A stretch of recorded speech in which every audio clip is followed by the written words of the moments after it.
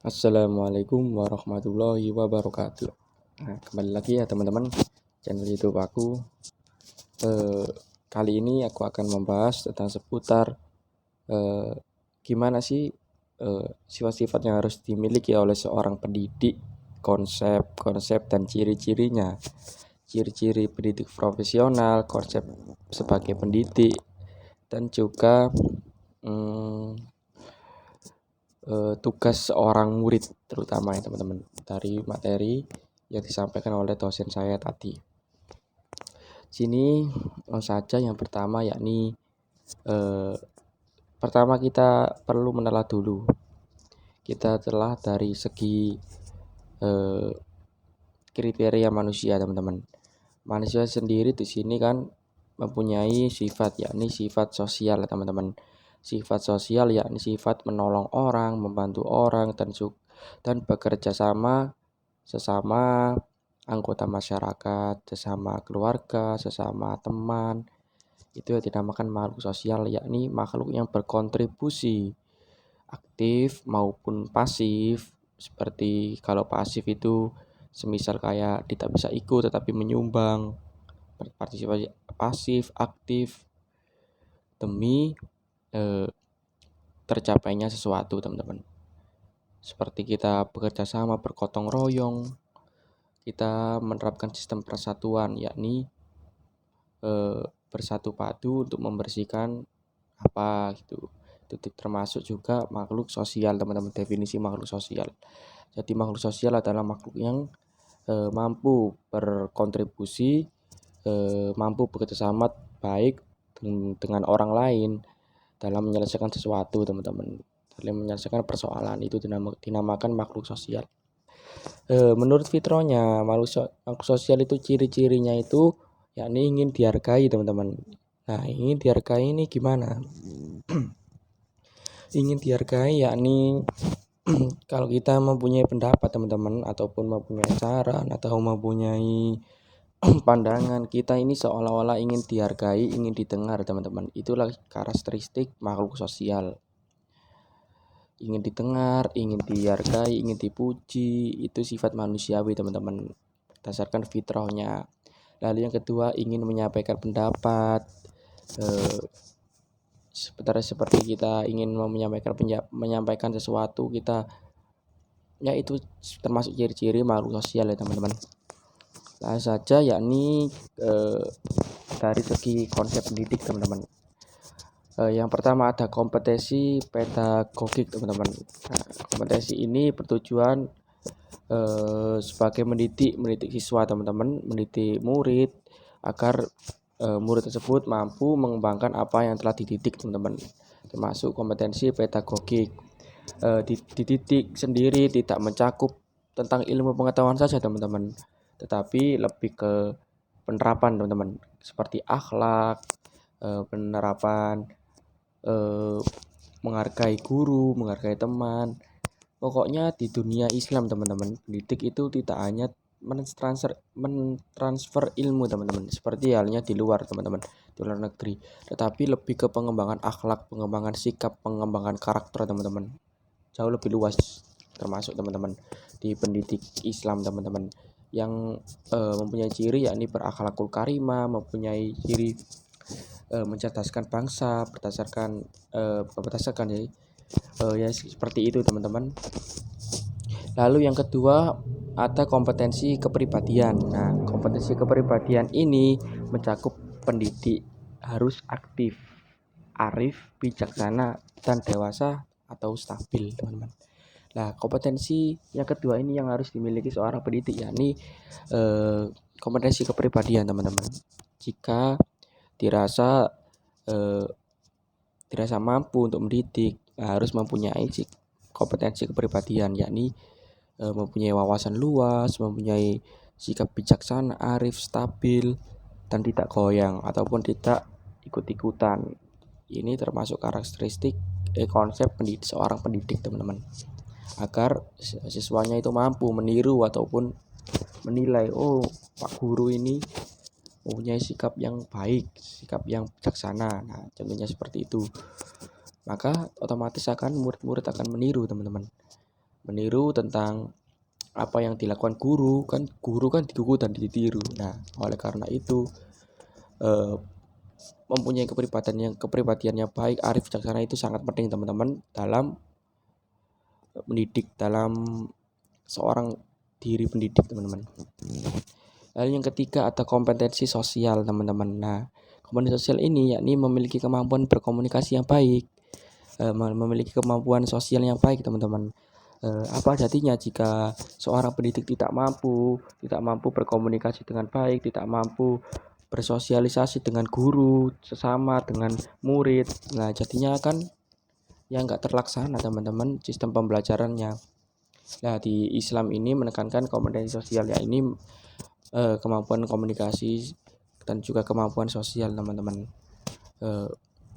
Bayangkan saja jika gurunya saja tidak bisa berkomunikasi ataupun malas bersosialisasi teman-teman, apa jadinya muridnya teman-teman?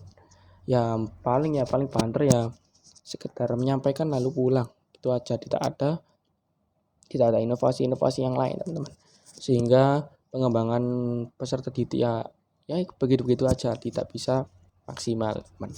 Lalu yang keempat ada kompetensi profesional. Lah, kompetensi profesional ini mencakup seorang diri pendidik harus mampu mendapatkan ataupun menguasai materi teman-teman.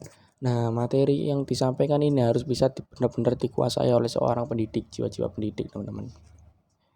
Jika mempunyai persiapan yang matang, bagaimana menghadapi karakteristik murid yang nakal, murid yang cerdas, kan cenderung kan manusia kan berbeda-beda teman-teman, ataupun anak-anak kan cenderung sikapnya berbeda-beda.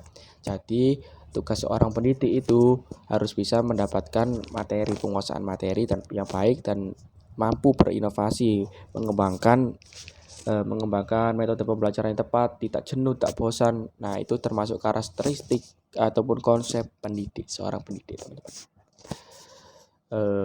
Lalu bagaimana ciri pendidik profesional? Nah, ciri pendidik profesional yaitu yang pertama teman-teman, mempunyai komitmen terhadap kepentingan siswa dan pelaksanaan pembelajaran. Nah, ini termasuk ciri pendidik profesional teman-teman, mempunyai komitmen terhadap kepentingan siswa dan pelaksanaan pembelajaran. Nah, guru harus berkomitmen untuk mengajar siswanya ataupun mengulang materi teman-teman, karena ya gitu tujuan seorang pendidik utama dalam menyampaikan teman-teman, menyampaikan dengan bahasa sesederhana mungkin teman-teman, agar murid tersebut paham apa yang disampaikan dan murid tersebut diharapkan mampu mengembangkan ilmu yang telah didapatkannya hingga menjadi generasi penerus bangsa yang membanggakan dan juga berakhlakul karimah teman-teman. Kan di Islam menekankan akhlakul karimah, berakhlak dan berkarakter teman-teman. Jadi lengkap sudah. Di samping cerdas, mempunyai akhlak yang baik teman-teman. Bagaimana jadinya jika para murid tidak dibekali akhlakul karimah teman-teman? Ya, murid benar peserta didik atau bergenerasi akan mempunyai ilmu teman-teman, tetapi ilmunya itu tidak bisa untuk menyeimbangkan keadaan teknologi sekarang teman-teman, justru bisa menghancurkan teman-teman, karena pengaruh ini pengaruh itu. Intinya tidak diajari akhlak itu cenderung membawa kehancuran pada zaman, bukan membawa perbaikan. Di samping lain menuntut ilmu dan juga menuntut itu mendapatkan akhlak yang baik, menghargai sesama, menghargai yang lebih tua, tidak egois dan sebagainya, itu sangat penting teman-teman. Lalu yang kedua ada berpikir sistematik dan berevaluasi teman-teman. Jadi ciri pendidik profesional yaitu berpikir sistematik. Berpikir sistematik itu bagaimana? Berpikir sistematik itu berpikir secara runtut teman-teman, secara runtut dari awal mula penyebab kenapa kok misal ya, kalau ada matematika yakni mempunyai 1 tambah 2 berapa. Nah, kita itu tidak langsung mencari jawaban teman-teman. Jadi kita berkolaborasi, intinya itu bukan berkolaborasi sih. Intinya itu berpikir dari kejadian awal teman-teman. Kejadian dari mana asal mula 1 ditambah 2. Bagaimana asal mula angka 1, kenapa kok bisa angka 1. Kenapa kok bisa angka 2? Nah, kita mencari penyebabnya dulu. Kenapa kok kita harus mencari 1 tambah 2? Karena kita misal mengerjakan soal ini harus mempunyai dasar dulu, yaitu penjumlahan. Katakanlah 1 tambah 2 3. Lalu 3 ntar dikali 3 sama dengan 9. Nah, seperti itu teman-teman. Kita harus berpikir untuk dulu. Yang pertama, kalau kita ada permasalahan soal matematika, 1 tambah 3 dikali 3, ataupun 1 tambah 3 yang dikurung dulu. Nah, kita harus menyelesaikan yang dikurung dulu. Karena yang lebih utama 1 tambah 3 dulu, itu yang utama dulu, terus dikalikan 3. Nah, lalu itu dinamakan belajar secara sistematik teman-teman, runtut dan terarah teman-teman konsepnya. Kurung dulu, ditambah, lalu dikali. Nah, itu berpikir runtut teman-teman. Berpikir dari penyebab, ada akibat, ada istilahnya latar belakang, istilahnya sistematis, itu runtut, mampu untuk melatih kita dalam berpikir teman-teman. Maaf kalau penjelasan saya agak rumit teman-teman. Lalu yang apa tadi? Yang inovasi. Nah, inovasi ini penting teman-teman.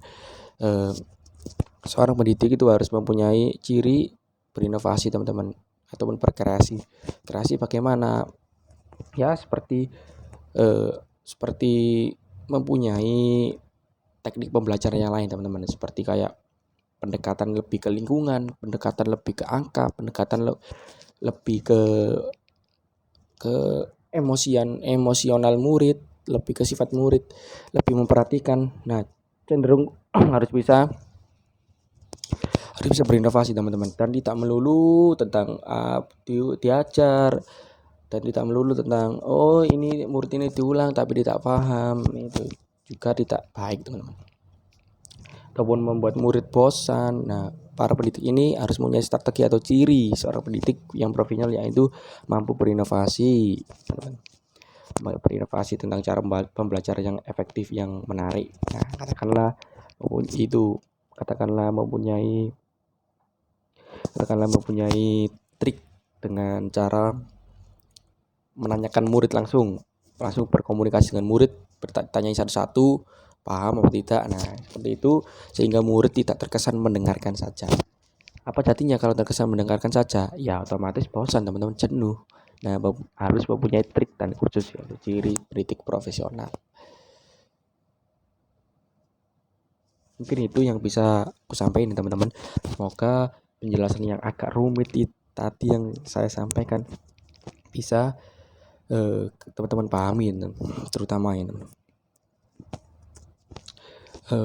Jika ada pertanyaan ataupun kurang jawaban atau kurang puas, bisa tanyakan di kolom komentar teman-teman ya. Mungkin itu yang bisa saya sampaikan. Mohon maaf jika saya mempunyai kesalahan kata ataupun pengucapan yang menyindir ataupun menyinggung perasaan Anda sekalian. Saya mohon maaf. Wassalamualaikum warahmatullahi wabarakatuh. Goodbye teman-teman.